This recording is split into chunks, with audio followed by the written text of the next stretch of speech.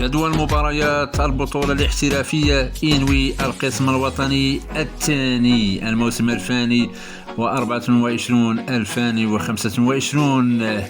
بتوقيت غرينتش. الجولة 21 يوم السبت 15 مارس 2025. سريع وازم يواجه شباب أطلس خنيفر على الساعة 3. اتحاد يعقوب المنصور يواجه شباب بنقرير على الساعة 3. الكوكب المراكشي ينازل صاد المغربي على الساعة 3. رجاء بني ملال يستقبل الوداد الفاسي على الساعة 10 مساء. يوم الأحد 16 مارس 2025 يوسفية برشيد يواجه الاتحاد الإسلامي الوجدي على الساعة 3.